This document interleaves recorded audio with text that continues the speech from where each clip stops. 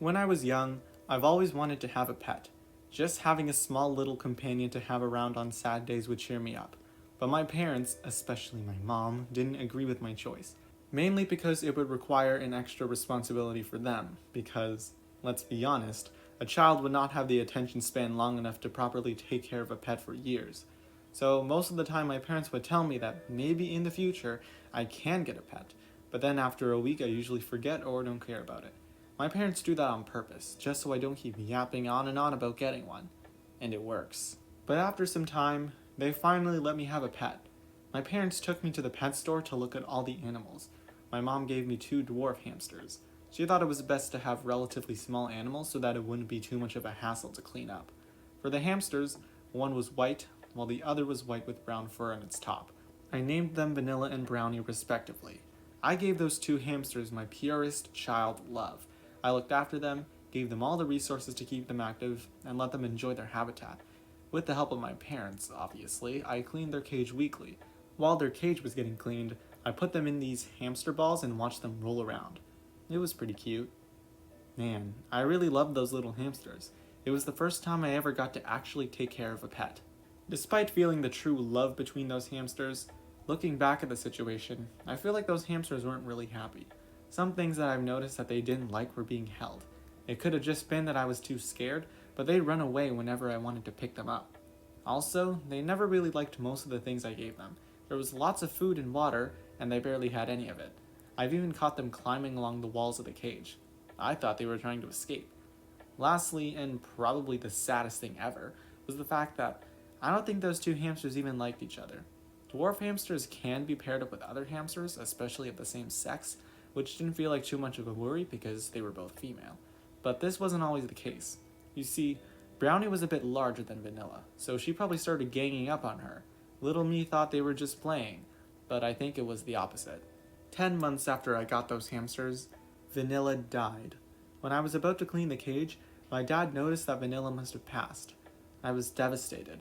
I was so upset that day when my dad said those words. I remember blaming it on Brownie, because my parents realized that having two hamsters in a small cage was probably a bad idea. It didn't feel right anymore to have just one hamster, but it didn't last very long because Brownie died not too long after. I haven't even had those two hamsters for a full year, yet I was so deeply enthralled by them. If I ever get a hamster again, I would get just one. Unless I were buying multiple, I'd need to make sure that they get along with each other. Thinking about it, those were the only pets I've ever had. I've never had any other pets after that. Luckily, I did have a bit of experience with other animals.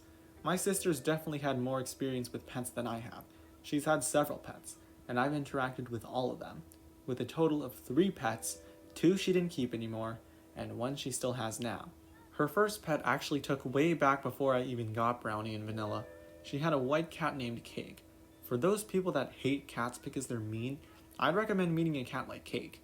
She was the most humble and softest, literally and figuratively, cat to ever meet. She was friendly and she never hurt anyone. She was very chill. I've always loved hanging around Cake because she just wanted to relax and not be in anyone's business. Although having Cake made me realize that I'm a bit allergic to cats. Besides itchy eyes and a stuffy nose, I can handle cats. I don't care, they're lovely. I don't remember too many of the details, but my sister didn't want to keep her anymore, so she took Cake and gave her to one of her friends. I've never seen her since. But at least later on, my sister got her second pet. It was a bird, specifically a cockatiel. Her name was Pia.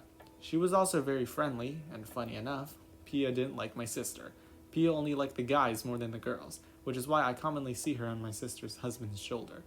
One thing I remember is that she liked nachos. I remember feeding her one, so that was pretty wholesome. Unfortunately, Pia didn't stick around very long, because my sister got a new pet, which is the pet she still has now. A black dog from Mexico, and his name was Bentley.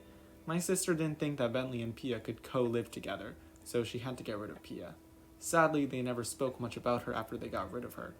Anyway, Bentley really changed a lot ever since my sister got him. He used to be shy and not wanting to hurt anyone, but now that he's a lot more familiarized with me and the other family members, every time we visit, Bentley starts barking very loudly, whether he's excited, or intimidated, or both. Bentley started to warm up to me as he knew who I was now, which is good, but I don't think our relationship was really that impactful. As of now, my sister still has Bentley, and she'll probably keep him for a while. Overall, I've had a good amount of experience with animals, and maybe in the future I could get an actual pet that I can independently take care of. I'd probably get a bird, because they seem fun to have and not as much mess as there are dogs. The saddest thing about having any pet is that eventually they'll be gone, which is why, to anyone that has a pet right now, cherish their lives for all you can.